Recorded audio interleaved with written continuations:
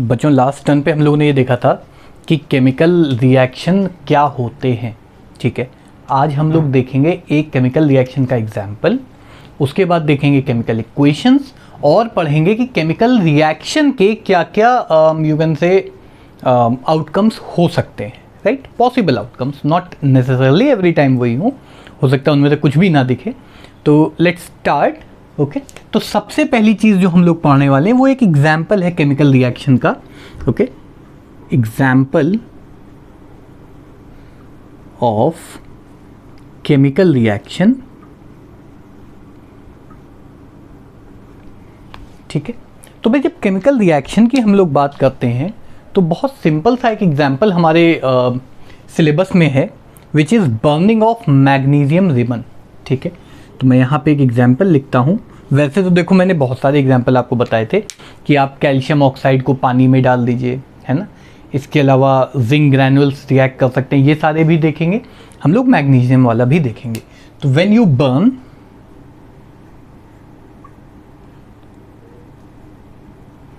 burning of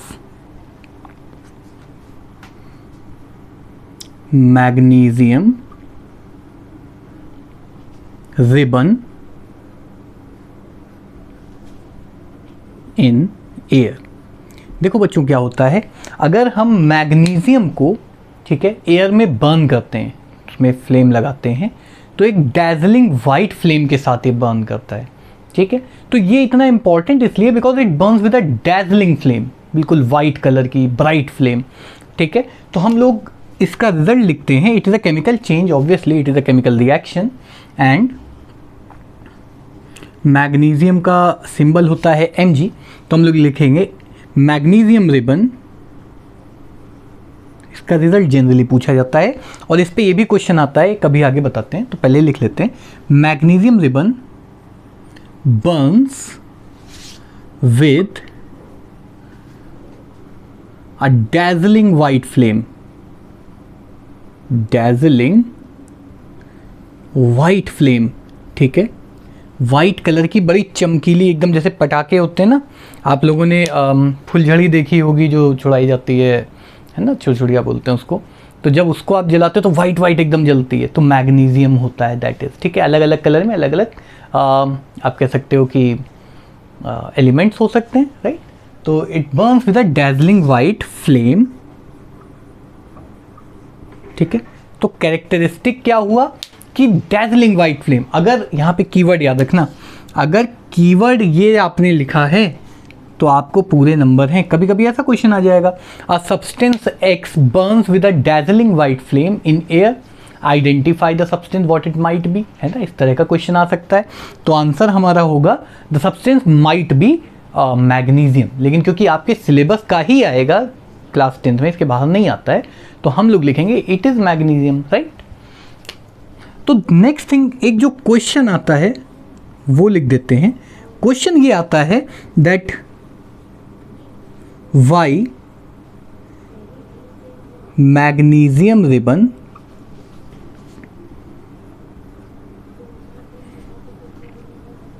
must be cleaned with a sandpaper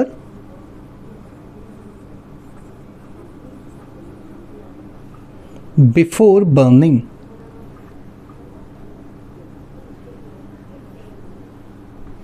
ठीक है, तो भाई ये एक बहुत इंपॉर्टेंट क्वेश्चन है और ये अक्सर पूछ लिया जाता है। तो आप लोग पहले एक क्वेश्चन नोट करिए और इस क्वेश्चन का आंसर भी हम लोग लिखेंगे। अब देखो होता क्या है, जैसे रस्ट होती है ना आयरन में जो लग जाती है, जिसको हम लोग जंग कहते हैं, ब्राउनिश सा, आपने लोहा देखा होगा, पुराने नेल्स में देखा होगा कि ब्राउन, रेडिश ब्राउन एक लेयर चढ़ जाती है। वैसे ही मैग्नीशियम क्योंकि ऑक्सीजन के कांटेक्ट में रहता है तो धीमे धीमे एक लेयर जम जाती है मैग्नीशियम रिबन पे। ठीक है, तो आंसर मैं लिख नहीं रहा हूँ, मैं आंसर बता रहा हूँ, आप अपने टर्म्स में लिखेंगे, राइट। तो आंसर क्या होगा इसका, when kept for long in air magnesium has a layer of magnesium oxide deposited on it. तो हम लोग कीवर्ड लिख लेते हैं। ओके, तो हम लोग सॉल्यूशन के कीवर्ड लिखेंगे। Okay, layer of magnesium oxide. ठीक है, अभी ये हम लोग आगे इक्वेशन के फॉर्म में और सिंबल के फॉर्म में भी देखेंगे क्या क्या होता है। ठीक है, layer of magnesium oxide gets deposited on it. ठीक, तो पहली चीज़, अगर एयर में बहुत समय के लिए रख दो, बहुत समय का मतलब ये नहीं कि लाखों साल रख दो, ठीक है, कुछ दिन, कुछ हफ्ते, कुछ महीने, डिपेंड करता है कितना बड़ा पीस है और कैसा मॉइस्चर है। तो when kept in air for a long time, a layer of magnesium oxide is deposited on the magnesium ribbon. ठीक है, now to remove this layer we rub it with a sand paper और to clean it. ठीक है, अगर आप कोई चीज़ भाई उसके ऊपर जम गई होगी तो उसको हटाने के लिए ही तो उसको हम साफ करेंगे, राइट। तो that is why it needs to be cleared, otherwise it will not burn because it is already magnesium oxide instead of magnesium. और वैसे भी मैग्नीशियम बर्न करेगा, कोई भी चीज़ बर्न करती है तो किस में करती है? ऑक्सीजन में। कार्बन बर्न करता है, कार्बन डाइऑक्साइड बनती है। नाइट्रोजन बर्न करता है, नाइट्रोजन डाइऑक्साइड बनती है। मोनोऑक्साइड्स भी बनते हैं, ट्राईऑक्साइड्स भी बन सकते हैं। तो यहाँ पे मैग्नीशियम ऑक्साइड बनती है। तो बहुत इंपॉर्टेंट क्वेश्चन है, अक्सर 1 नंबर में पूछ लिया जाता है। ठीक, बोर्ड एग्जाम में भी आ जाता है। तो जल्दी से इसको आप लोग नोट कर लो that when kept for long in air, a layer of magnesium oxide gets deposited over the magnesium ribbon. Hence to remove this layer we rub it or clean it with a sandpaper, right? तो जल्दी से आप लोग इसको note करिए, छूट गया तो बैक करके नोट कर लो। I'll clean the board meanwhile. बच्चों, अब नया टॉपिक जो हमारा आएगा दैट इज केमिकल इक्वेशंस। देखो, ये मेरा पर्सनल तरीका है पढ़ाने का। बुक्स में आपको दिया होता है कि क्या क्या कैरेक्टरिस्टिक्स होते हैं केमिकल रिएक्शन में, जो मैंने आपको बताया भी था, लेकिन मैं पहले ये पढ़ाना पसंद करता हूँ ताकि हम एग्जाम्पल में इक्वेशन लिखते चलें साथ साथ। मैथ वाली ही इक्वेशन है। इक्वेशन का मतलब होता है दोनों साइड, यानी LHS और RHS में सब कुछ बराबर होना चाहिए। तो केमिकल इक्वेशन की बात करते हैं तो जैसे मैं रिएक्शन बोलता हूँ कि भाई पानी में चीनी घोल दी, है ना, या कैल्शियम ऑक्साइड को में पानी डाल दिया तो कैल्शियम हाइड्रोक्साइड बन गया, मैग्नीशियम को बर्न कर दिया तो मैग्नीशियम ऑक्साइड बन गई, where magnesium was in ribbon form. Magnesium oxide is you can say greyish whitish powder. ठीक है, सो इक्वेशन का मतलब क्या होता है, पहले तो इसकी हम डेफिनेशन लिखते हैं, बहुत सिंपल, सबसे सिंपल टर्म में लिखेंगे। Let's write the method. ठीक है, आप मेथड की जगह डायरेक्टली भी लिख सकते हो। ठीक है, ऑफ रिप्रेजेंटिंग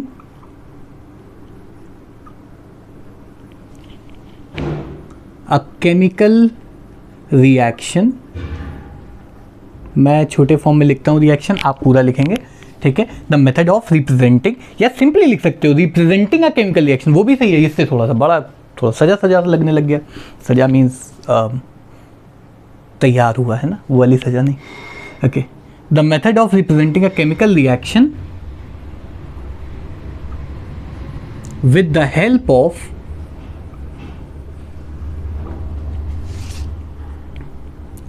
सिंबल्स एंड फॉर्मूले, और ऑब्वियसली कौन से फॉर्मूले वो भी लिख लेते हैं, केमिकल फॉर्मूले एंड केमिकल फॉर्मूले is called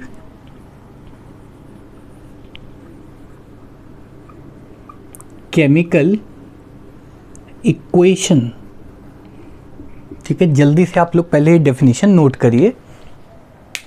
ओके, उसके बाद आगे हम लोग देखते हैं। बहुत सिंपल सी डेफिनेशन है, राइट, आप लोगों ने नोट कर लिया होगा आई गेस।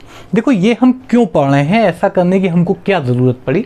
तो मान लो मैं लिख रहा हूँ जिंक प्लस सल्फ्यूरिक एसिड। अगर हम ऐसा करते हैं तो हमको मिलता है okay zinc sulphate plus hydrogen gas. तो ये हमको दे रहा है zinc sulphate plus hydrogen gas. अब हम बार बार इतना लिखें, ठीक है। अच्छा, सल्फ्यूरिक और सल्फेट में कंफ्यूज मत होना, यहाँ पे पीएच है, this is British pronunciation, F होता है तो अमेरिकन प्रोनाउंसिएशन, कोई इसमें कंफ्यूज नहीं होना है। ठीक है, कुछ बुक्स में आपको ये मिलेगा, कुछ बुक्स में आपको ये मिलेगा, नेट पे आपको ज़्यादातर जगहों पे ये मिलता है। ओके, हम कुछ भी लिख सकते हैं ठीक है, अंग्रेजी का पेपर नहीं है। तो जिंक और सल्फ्यूरिक एसिड, जिंक का फॉर्मूला होता है Zn, राइट। सल्फ्यूरिक एसिड का होता है H2 के बाद SO4, ठीक है। सल्फ्यूरिक एसिड होता है H2SO4, ये हमको देता है जिंक सल्फेट, ठीक है, यानी ZnSO4 प्लस हाइड्रोजन गैस, ठीक है। हाइड्रोजन, ऑक्सीजन, नाइट्रोजन, ये सब H2O2 N2 और इस फॉर्म में होती हैं। तो ये हमको आसान पड़ा लिखना बार बार, ठीक है, इसको नोट कर लीजिए। और आई होप सबने नोट कर लिया होगा, नहीं तो पॉज कर लो, नोट कर लो पहले। कुछ चीज़ें याद रखेंगे, जो लेफ्ट हैंड साइड पे जो केमिकल रिएक्शन में पार्ट लेते हैं, जो इनिशियली हमारे पास था, इनको हम कहते हैं रिएक्टेंट्स, ठीक है, बहुत सिंपल एकदम। और जो मिलता है, जो बन जाता है, इनको हम कहते हैं प्रोडक्ट्स,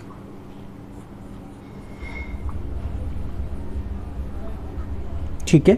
तो अगर रिएक्टेंट्स की आपसे डेफिनेशन पूछी जाए तो आपको ये भी नोट करनी है। तो रिएक्टेंट्स की डेफिनेशन आप क्या लिखोगे, ठीक है, पहले आप ये मार्क कर लीजिए पॉज करके, and then we shall begin. I hope pause कर लिया होगा, नहीं किया तो आप कर लो।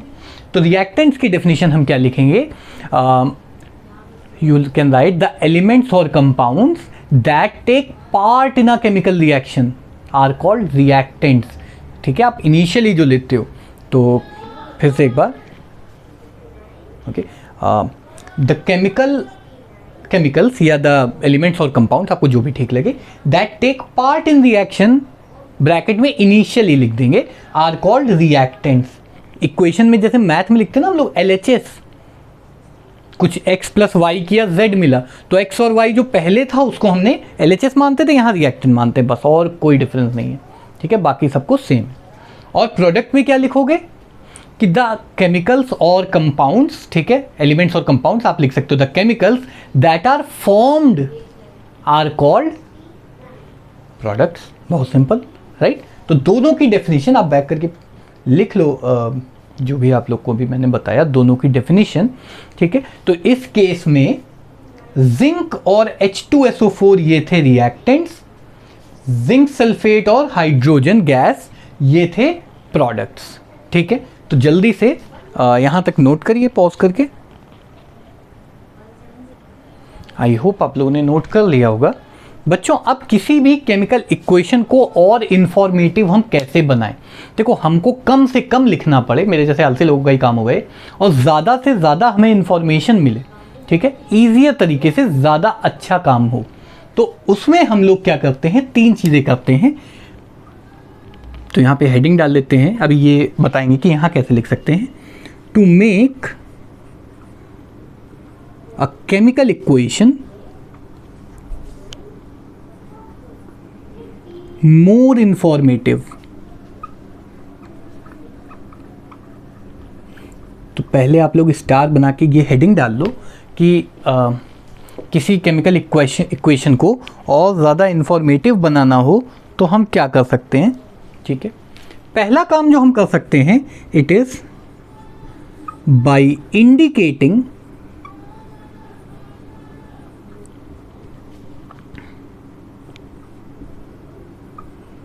फिजिकल स्टेट्स, ठीक है। फिजिकल स्टेट मतलब सॉलिड, लिक्विड, गैस या वाटरी सॉल्यूशन, जिसको एक्वस सॉल्यूशन कहते हैं, ठीक है। जैसे इस कंडीशन की मैं बात करूं तो यहाँ पे जिंक जो है ये ग्रैनुअल्स के फॉर्म में होता है, मतलब पाउडर की तरह। पाउडर तो बहुत फाइन होता है, आप लोगों ने कॉफ़ी देखी होगी, कॉफ़ी का एक तो पाउडर आता है और कॉफ़ी बीट करके भी मिलती है, तो छोटे छोटे पीसेस होते हैं जिंक के।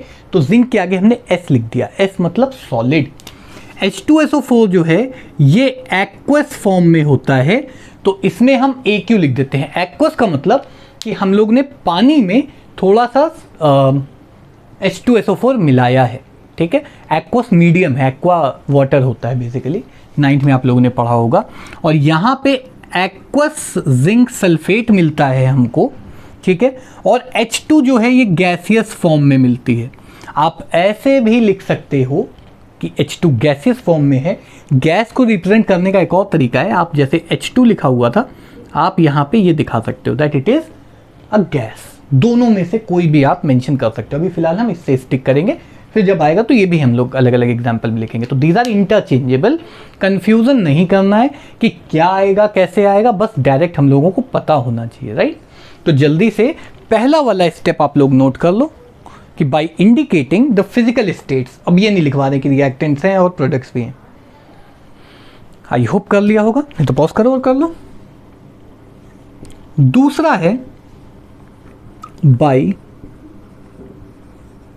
इंडिकेटिंग, दूसरी चीज तो भाई पहला तो हमने फिजिकल स्टेट दिखा दिए, बाय इंडिकेटिंग हीट चेंजेस, ठीक है। अब बाकी दोनों पहले हम लोग लिख लेंगे, ओके, उसके बाद फिर हम लोग इसको डिटेल में पढ़ेंगे। अभी तो हीट चेंज भी लिख लीजिए जल्दी से।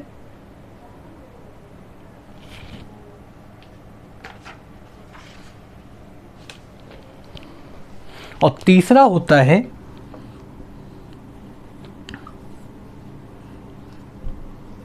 Bye indicating the conditions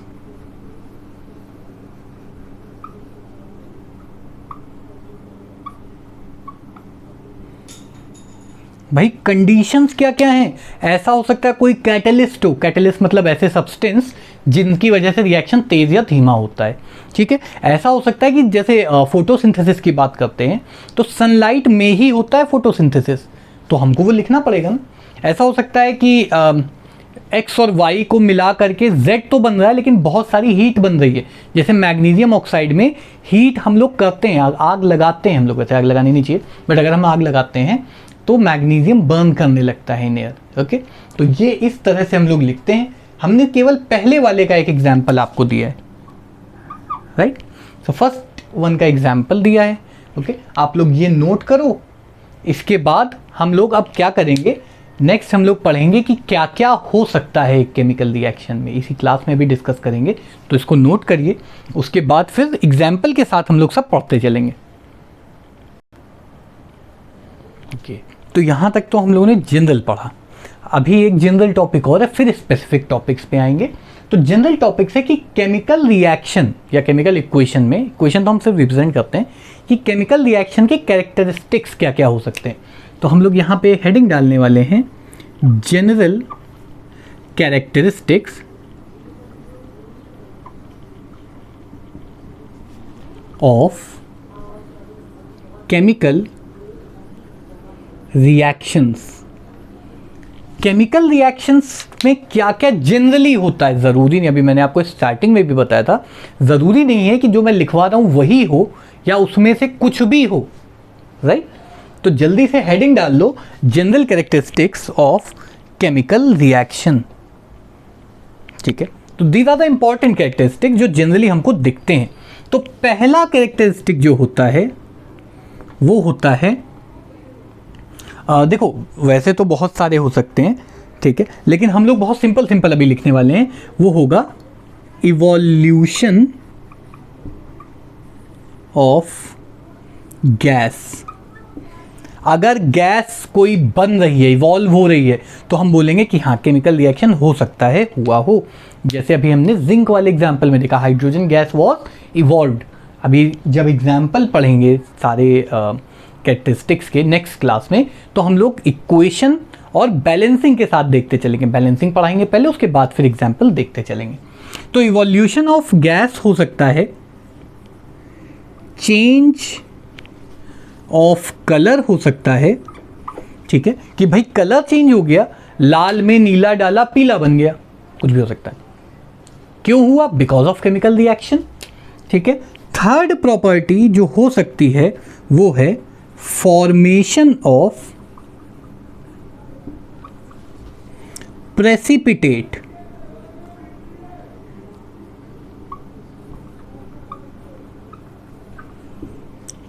okay, इसको पीपीटी से रिप्रेजेंट करते हैं हम लोग, ये वो प्रेजेंटेशन नहीं है पावर पॉइंट वाली। तो प्रेसिपिटेट का मतलब, वैसे तो अभी मैं बताऊंगा जब वाला टॉपिक आएगा, प्रेसिपिटेट का मतलब जब एक में दूसरी चीज़, दो लिक्विड मिलाए, ठीक है, तो कुछ सॉलिड सब्सटेंस बैठ गया नीचे। ओके, बैठ गया मीन्स अलग से सेपरेट आउट हो गया, ठीक है, तो इसको हम कहते हैं प्रेसिपिटेट। जल्दी से तीनों नोट करिए। अब यहां पे लिख लेते हैं, फोर्थ पॉइंट हो सकता है चेंज इन टेम्परेचर, यानी कि हो सकता है कुछ दो सब्सटेंस को मिलाया, गर्म हो गया, एक्सोथर्मिक बोलते हैं, दो सब्सटेंस मिलाया पहले से ठंडा हो गया, जिसको हम एंडोथर्मिक बोलते हैं, तो चेंज इन टेम्परेचर होता है। और पांचवा कैरेक्टरिस्टिक जो हो सकता है वो है चेंज ऑफ स्टेट। तो स्टेट चेंज हो सकती है भाई, दो लिक्विड मिलाया और गैस बन गई, केवल एक लिक्विड एक गैस मिलाई, हो सकता है सॉलिड बन जाए, माइट बी अकरिंग, ठीक है। तो ये 5 ऐसे कैरेक्टरिस्टिक्स हैं जो अगर हो रहे हैं तो हम कह सकते हैं yes there might be a chemical reaction, पर ज़रूरी नहीं है, ठीक है, हो सकता है फिजिकल चेंज ही हो। तो जस्ट नोट दीज डाउन, और नेक्स्ट टर्न पे हम लोग बैलेंसिंग ऑफ इक्वेशन, जो बहुत इंपॉर्टेंट और बहुत समझने में इजी टॉपिक है, और इन सब के example with balanced chemical reactions देखने वाले हैं, ठीक है बच्चों। तो that's it for today and let's continue on the next turn.